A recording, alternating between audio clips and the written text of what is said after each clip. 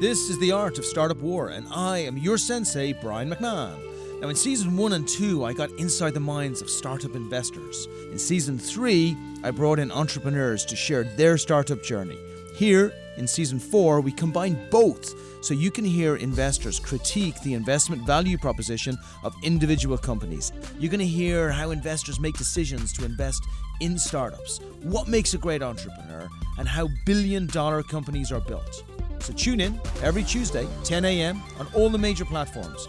You can empower your tribe by sharing the podcast, and remember to subscribe, rate, review, and leave us a comment.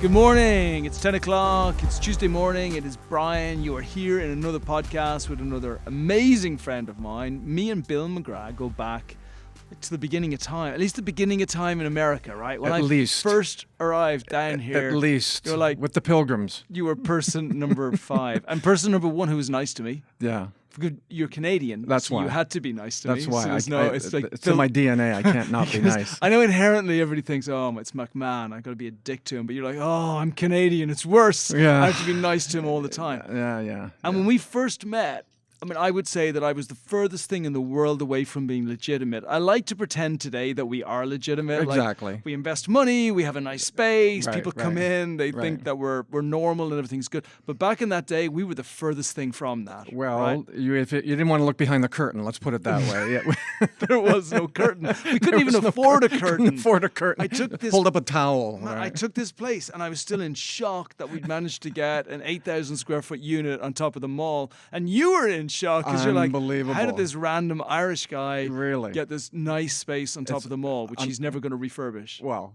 and here we are. And here we are. My God, this place is incredible. I am starstruck. So Thank you. And at that time, you were over at Wavefront. Yes. Out of Canada. That's right. Which was, I loved Wavefront, by the way. I loved what you were doing. Yeah, it was all about providing mentorship, advice, support, and getting investment for entrepreneurs who were growing in Canada. Yeah. And were they all looking to come to the US? Or no, just well, the ones that obviously the ones that I brought down here were the ones that were, we wanted to expand out. So if they wanted to, really step onto the main stage, you need to get them out of Canada. We're kind of off Broadway up there in Vancouver. It's a nice place to get things, figured out and go to market, prove out your model. But if you really want to expand, you gotta come down here. Got to come to the US. Yeah. It is a great training ground, though. Canada. Absolutely. I have such high respect for Canadian government, Canadian institutions, the folks that help the grants, the folks that help startups get going, because you form a tougher startup. Yeah.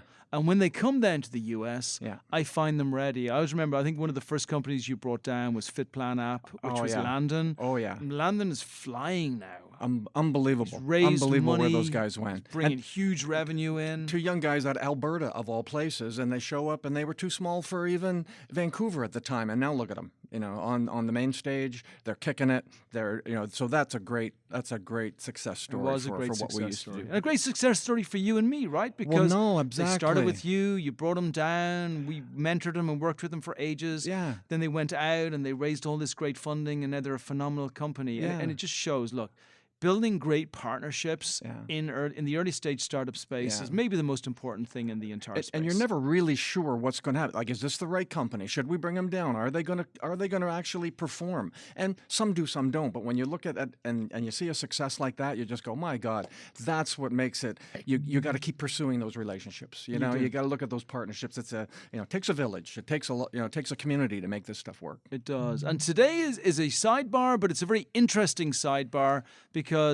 Bill and myself are not startups, but we are startups, right? Because we're both venture capitalists, but venture capitalists have to start somewhere. And actually, most venture capitalists raise money from somewhere. Yeah. So we thought it would be really interesting today to share a little bit about how Bill started e2d, which is one of the later acceleration companies that he has up in Canada. Mm-hmm. And then also, and I'll compare a little bit of that with Expert Dojo. And for all of you other investors listening, you're going to be like, yeah, that was exactly the same for me. And then for all the startups listening, you realize that the people you are pitching to for money are just like you. Yeah. Which is nice, right? Well, you really need to take that perspective, and I think I think of a lot of the things, the lessons that we try to, give out to these early stage companies. And one of them I remember was you were really, when you had your investor days, and that was, you got to think about who that guy you're talking to. And when he goes back to the office, who does he talk to? Where does he get his money from? And what commitments has he made? And how does he convince the guys on the other side to give him the money so that he can then go and work his startups, and so that model is quite interesting. And again, we had one with Wavefront where it was a fairly large accelerator. We had a lot of government money, so we were able to subsidize these guys, bring them in for about a year, and help them. They had to have something, so it wasn't just an idea, but they had to have something. So we would take them along that path, and after a year, sort of let them. Hopefully they're going to be successful. I left there 2.5 years ago and we started Block Tech Ventures, and so we saw that whole blockchain, and I got to admit it's a in the blockchain and the crypto space, right? Blockchain, crypto. At the time, it was mining and things like that. So late 17s, and there was ICOs, and there was a real wild west.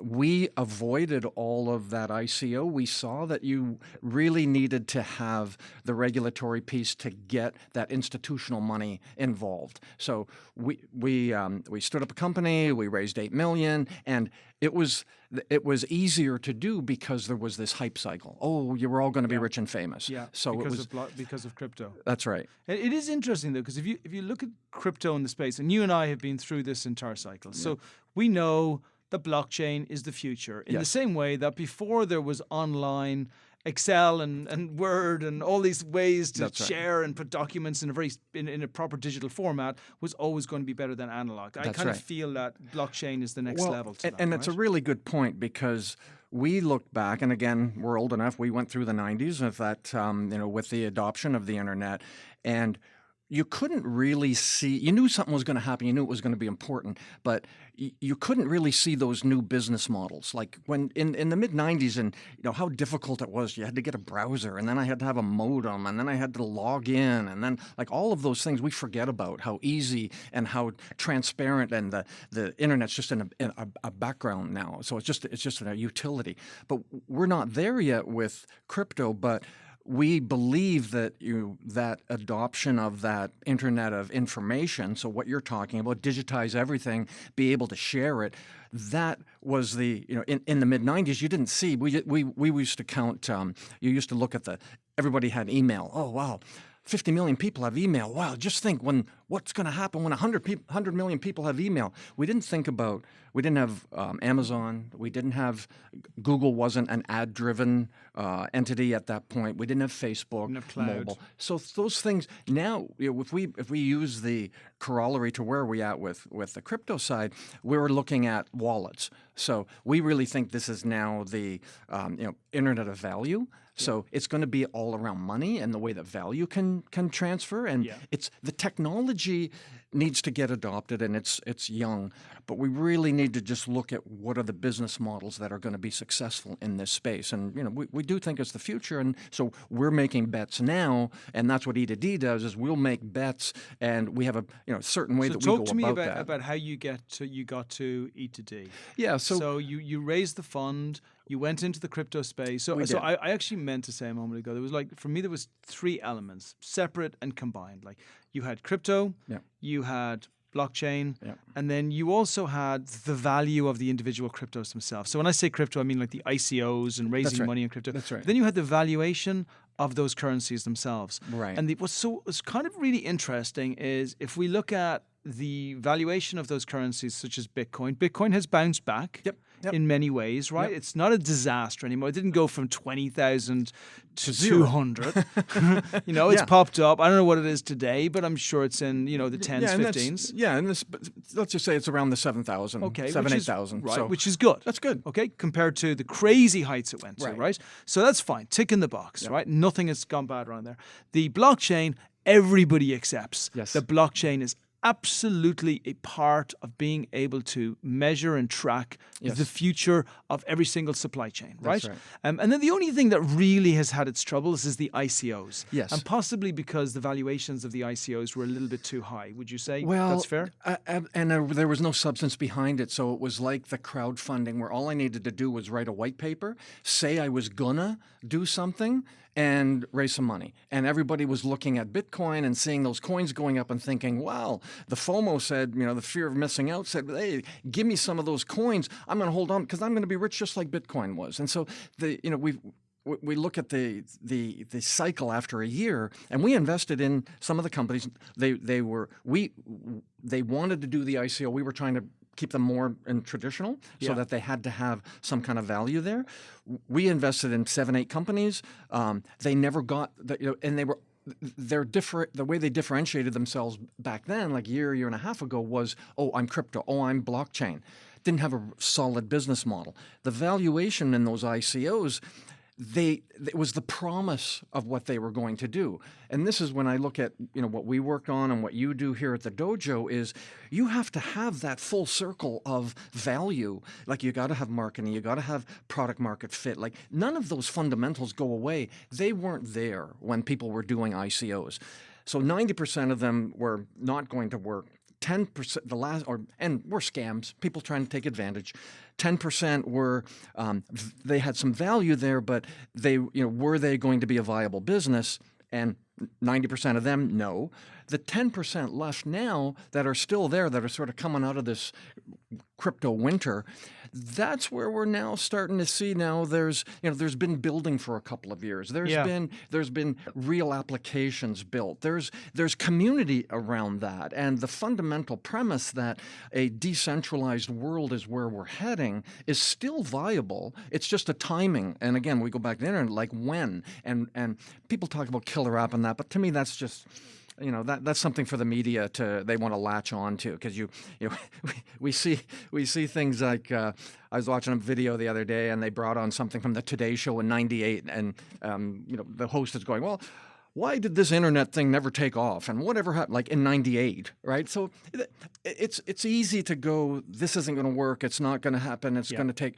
But we really feel there's movement there, more regulation, there's more value, and you now have to come back to basics. You have to come back to fundamentals. What are your fundamentals? So we approach that. That's one of our, like we have a multi-stage as the way we filter through these companies, but certainly on that, what's your thesis? What do you see your horizon when we look at this horizon 1, 2, and 3? So horizon 1 is what you're working on now. Horizon 2 is your next iteration or your next development. But horizon 3 is like, that's notional, that's out there. What are you really trying to accomplish? And if you don't have that figured out, then you're going to have a challenge in your go-to-market growth and also articulating that back to investors. So yeah, and this is all in blockchain, right? Everything you're looking at is in blockchain. Blockchain. So I would say fintech. Yeah. Blockchain, AI. So distributed ledger tech, smart contracts. AI, machine learning, all of that driven. We have the obvious places in supply chain. We have a supply chain finance company in our portfolio that we're really Is that in on. something like escrow? Actually, we should do, just to be fair to everybody listening, how would you explain blockchain in its simplest format?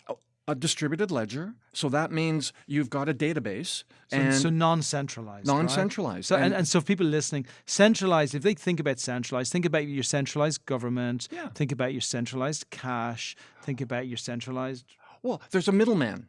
There's someone in there. So now I can do peer-to-peer, or I can have a supply chain where everybody gets to see the same information. So I've got somewhere that I'm holding data, not proprietary data, but data that I need to share, and I now can have a community or a supply chain or a network that can share that data, and there's way more efficiency in that. And then if I add a smart contract on top of that, I start to see things. Well, examples of trying to transfer money. My son's going to school over in London. I got to send him money. It takes a day or 2 days, and it goes through 3 or 4 different intermediaries and different banks. Yeah, totally and there's little inefficient. bits of money taken out all the Yeah, way. all the way along. And so, and immediately, if I can just take out some of that cost, some of those fees, and if I can go more direct, and so how do I make sure that what I sent showed up? It's on this distributed ledger. It's on this database that everyone can see, and I can check and make sure I can validate that the money I sent ended up where I sent it. So it's as simple as that. But when you start looking at the systems that are in place and all the middlemen and the old systems like the SWIFT codes and things like that, there's a rebuild of the infrastructure for banking and for fintech that is in progress. A simplifying of the entire thing. Simplifying, and then when that happens, you strip out costs, you strip out friction, and you strip out the middleman who, again, when we look at the supply chain finance, traditional companies won't be able to go into emerging markets where you have people who don't have access to the financial system, where if you could give them some credit, if you could give them a bank account, they would be able to function and grow their own business. Well, that's the kind of thing this distributed network will now allow you to do, where a bank doesn't sit there behind a wall deciding whether or not you apply, you can apply, or you verify who you are, and all of these kind of things. Makes so much sense. And for everybody listening, everybody's thinking, well, that's the way the world should be. Really, if it was right now, it's a very inefficient system which was built to be inefficient. And it was built for folks who are on the inside to be able to stay on the inside, to be able to make it. So it's actually a democratization of society in many ways, right? Which I suppose is why it got such traction in the first place. Well, yes, exactly. And if you think of it from a data perspective, so who owns that data? And that's a very topical thing right now. We just had the how do those centralized entities, the FANG, so the Facebooks and the Amazons and the Googles of the world, they own your data. And when that happens, you're the product. So think about it. Well, what if I could own my data and I could decide where it went, and I could actually make money off of that, or I could be compensated for where I search or receiving ads. And that's a very simple, again, a simple model like in a supply chain, but it's that data that is really driving this. If I own the data, I can control. And we're, again, democratizing that. It's a great way to look at it, and it's decentralized. And don't want to get too ethereal or too political, but there's a movement in the world to be more democratic and allow people to have more access. And there's entities that don't want that to happen. So you look at this. If you control the money system, if you control the banking, then you control the economy, and you control who gets to participate. It's awesome, isn't it? It's proper takeover of the world stuff. This is so I love it. I thought you were, back in the day, I didn't think you were very brave. I thought I was very much a coward, right? So I didn't know enough, even though in the early ICOs, I saw the Brock Pierces and all the superstars of ICOs, or superstars of crypto and blockchain come in. And I got it, and I understood it, and I knew this was going to be the future. Like, I know for a fact that in the same way that we kind of should have known 5 years before the internet really kicked off, that the internet was going to be everything, right? That blockchain is going to be everything as far as how we transact and how we work with each other. So it's going to happen. And back in the time, I was so afraid of the ICOs that we held back. Like, we didn't do. And even when you reached out to me this time, and we're always speaking to each other, but you're like, hey, I want to talk about it. I'm like, it's weird, and I would have never predicted this, but we still haven't put we have put one investment into blockchain, but this is the year that I want to do more. Well, I'm sure. Am I alone in how I'm thinking? No, that's what's really, really interesting. And you look at these things take time, and we had a big blow up. Then we had the winter, 2018, we get into 19, and 19 was, looking at the dust and what's going to, all the ashes of the burns, all these companies burn.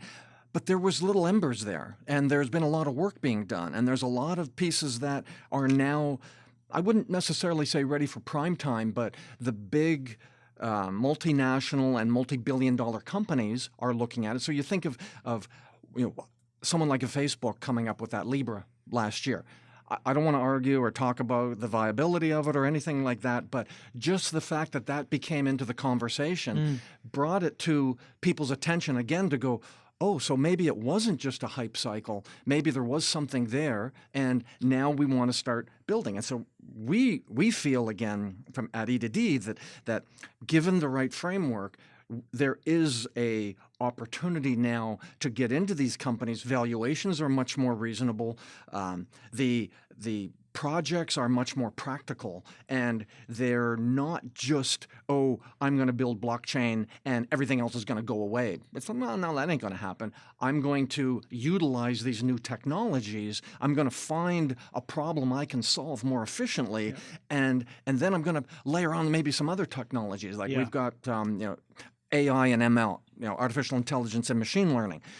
That can drive the smart contract. Those things, we see these, this convergence, and I think the next big convergence is, 5G and Internet of Things, IoT. So we're coming to one of those golden areas, and it's like, I'm so glad to be out of the 2019s, because now the 2020s, let's make it the roaring 20s. Let's make it, like from 100 years ago. Let's make that, and I think I'm seeing even in just these couple of weeks at the beginning of this, we're into a new decade. People are ready. I think they're ready. Yeah, they are. I think they're ready. And some of the fear is like, notionally, oh yeah, that's never going to work. But then when you start talking to them, and they go, oh, well, actually, that was 2 years ago that I thought this was never going to work and it was a scam and all of that. Where is it at now? And so show me the application. To your point right at the very beginning is show me the value. Yeah. Like, if there's value there and actually you're future-proofing it by allowing for a technology which we know is going to be better than what we have currently. Yeah. And by the way, it can probably move into a different technology afterwards if necessary, but we don't want it to. Right. then it makes sense. Right. Some form of it is what's going to happen is it's and this was, the maximalists. So, is it Bitcoin? Well, it doesn't really matter to me today. Like, obviously we live in today and we need to deal with today, and these coins, like when you were talking about the ICOs and then all these coins and again, people know that are in that space, they're the shit coins, and they're down to fractions of a penny. Yeah. Because they have no utility. Because there's no value in them. But if you see the ones that have value and utility, and you start seeing these new kind of products coming out, like stable coins. So now I peg it to a currency. Yeah. So I see this all as a transition to get to that point.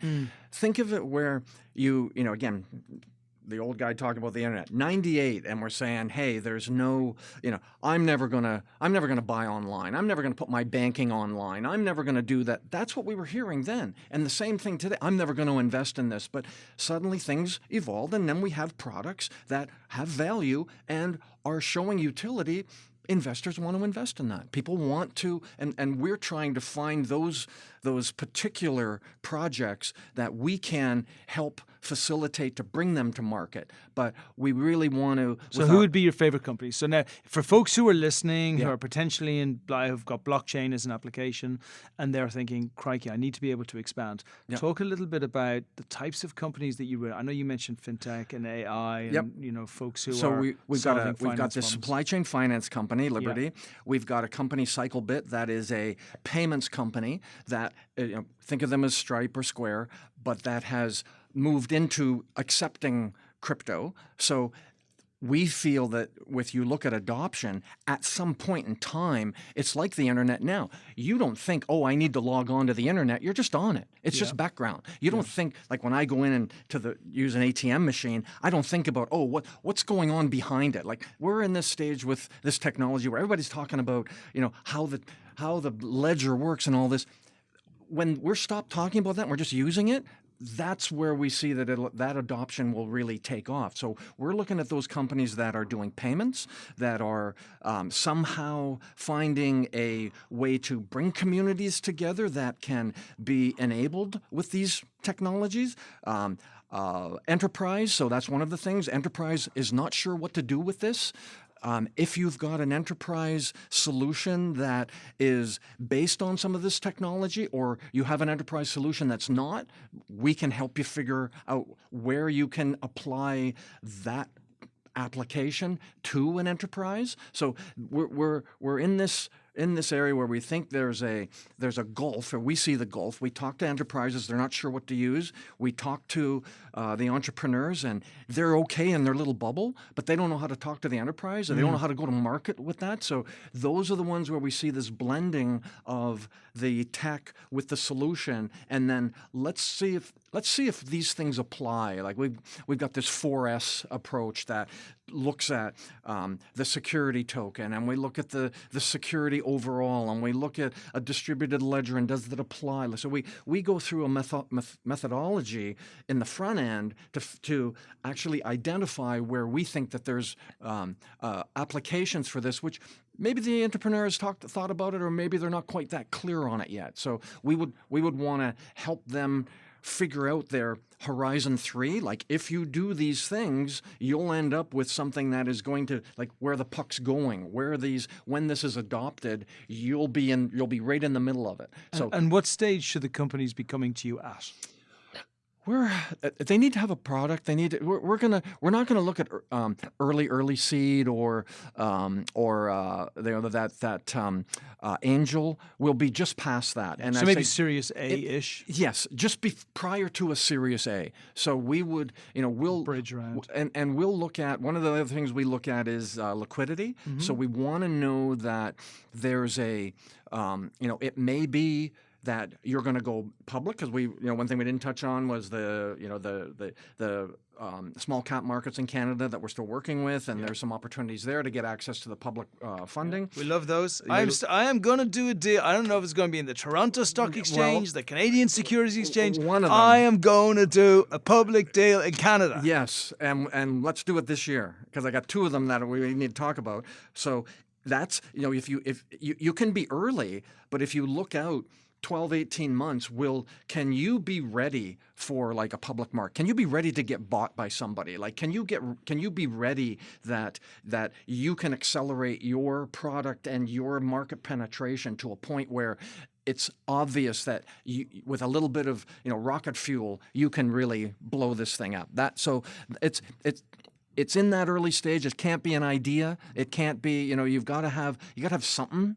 But we can really put the team around you, and we'll help you with your strategy. I got an operations guy. We'll bring the dev. We'll bring all those things if that's what you need. Like, you don't have to be in that space, or then we'll help you with the capital. Okay, so anybody at that level should be reaching out to you. Absolutely. I got to tell you, I'm excited. We are going to do a deal this year. We're going to do a blockchain deal this year. We're going to do something between us. I'm 100% sure of it. Yeah. I want to finish with, how does somebody do what we do? And I'll give my opinion of my piece, right? And then you layer in the folks I've missed. I always think, because you kind of have to be a swan. So for listeners there, and for investors who are listening, like, you guys all know this. It's no different. For any of you who started off your own fund, it was the same. Yeah. And for entrepreneurs who are thinking, or people who want to wonder, hey, what if I was to actually get involved in the investing space? How does it work? Well, firstly, it's an inside job. So you have to know the space. You can't just think, well, I understand what will make a business grow or fail. No, you don't understand it, because actually the industry understands it. So you have to understand the industry before you can understand whether a company can be successful or not. So number one, you got to have worked in the industry for a little while on some levels, right? Yeah. You cut your toes in Wavefront. Yeah. I did it in multiple places around the world. But we got to a place where we're like, okay, we get it. Not only do we get it, but we know people. Yeah. So we have the connections, we're in the space. And then I think you got to be a swan. So on the top, we have to be seen by all of the LPs, which are limited partners, who are folks who invest in our companies. Like, we are debonair and charismatic and smart and unemotional, but at the same time, we can find deals that nobody else can find. So we have to have this aura of FOMO around us. Yep. But then underneath the water, we got to be kicking like mad, crazy hustlers because we're none of those things at that moment. At that moment, we need to raise the fund we're going to do. Yeah. And then you just build, and I remember just here, you just build your name, your brand, your domain expertise. Like Gary Vaynerchuk, even though he's not a fund, he did it. Absolutely. Exactly what we're talking about. And then it happens, right? That's it. So all those things you're saying, the tenacity within that. So there's and being Canadian, it's easier to say because I'm going to say the humbleness of it.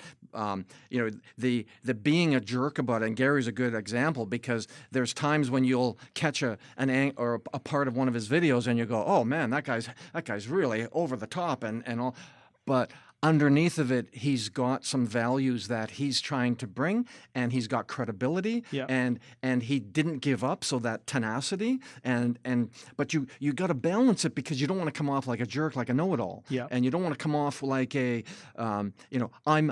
know and you don't, and you don't want to come off like, so you need to be humble, but there's a humble brag part of it. Like, don't be afraid to say I'm this and I'm that, but not with an edge to your attitude. Yeah. So because what you said, you're building credibility, and the other thing is, this put yourself in the other person's perspective. If they've got their money and they're giving you their money, that's a big deal. That's a really big deal. Why would they do that? And you've got to think about that. And the first thing is, and these are the LPs, the limited partners who are investing in your company. And if they've done it at all, they've given money and it's not worked out. Like again, you look at the VCs and you say 9 out of 10 startups fail. Okay, so what are you asking me for advice for? I'm wrong 90% of the time, right? Like, and so those guys are looking at that. So there's this skepticism on everything. So don't think that just because they're skeptical, it's because that's the way the world works. So don't. You have to break through this. You have to accept the skepticism, but I'm different. Right? And so how do you tell them I'm different and you really need to trust me? Those comes back to all those things you're talking about, the hustle, the industry, something that others don't know, or you got something that's special, all of those things. I'll just layer those things onto it. Yeah, I will say one thing in finishing, and then I would like to get your email and your website, and just how can people contact you, and maybe one parting comment about the most important thing that an entrepreneur needs to know to be successful in a company. But while you're thinking about that, I will say Mr. Bill McGraw is one of the most honest, decent, authentic, nicest guys that you will ever meet. And you got to be real careful with the folks that you partner with on the investment side, because they're your marriage partners for the future in business, and you're going to be with them for a long time. Actually, that's not true. Marriage lasts less time than your time with an investor as a statistical average. So you want to choose the right types of partners. And I could not be happier to have Bill as a friend. And I think startups that are part of any of Bill's programs are going to be really, really fortunate to be a part of it. So they should contact you. You and me, we're going to stay buddies for a long time. We're going to do business this year. We're going to make some coin. And it's going to be a good year. So finish this out with just how they can contact you by email, the website, and then also one inspirational. So Bill at e2d.capital. Real simple. e2d.capital, and the website is the same, e2d.capital. So check us out, apply. We'll love where you got intake. We'd love to take a look at it. And I think it put me on the spot. What's something I've got to come up with some. It's gonna be amazing nugget. I've just said all those nice things about you. Well, like I know, and now I'm like, who the hell is he talking about? You could get an easy get out of jail card free by just saying, be authentic. But that would be too Canadian. Well, I'll tell you one that because you mentioned the thing about the marriage and that, and so we talk. Here's the thing to think about when you're taking money or who you want to work with. We talk about the 6-hour car ride, and so when you talk to somebody and you think, could I survive a 6-hour car ride with that person? And so you know how a car ride goes. You're on a road trip, and the first hour everybody's happy and everything, and then it gets quiet, and then someone falls asleep, and then someone turns on the radio, and it's like, Man, I can't listen to that crap. Like, think about it that way. After 4 hours, after 5 hours, you just want to get out of the car. Like, can you stand this person? Or is it awesome? And I could spend 12 hours with, I could drive across the country. So find those people that if you don't think you could do a 6-hour car ride with them, don't take their money, don't partner with them, because something's going to go wrong later on. You'll regret it. So think about it that way. Think about, build those relationships. That's what's most important. All the other things will take care of themselves if you do your relationship right. Yeah, because there's gas in that car, right? You be careful. And I will leave you all on that note. Bill, it's been a pleasure, my friend. Awesome. Love it. Thanks for having me. That's a wrap. Thanks for joining us. If you love the podcast, please empower your circle by sharing these stories. The Art of Startup War is brought to you by Expert Dojo. And remember, we invest in startups, $50,000 checks. Make sure you apply on our site if you are one of those great entrepreneurs looking to bring your company to the next level. As far as the Art of Startup War is concerned, we are back every single Tuesday at 10 a.m. So remember, check out the new episodes. If you want to find out what the investors think, check out season 1 or 2. But make sure you join us every single week.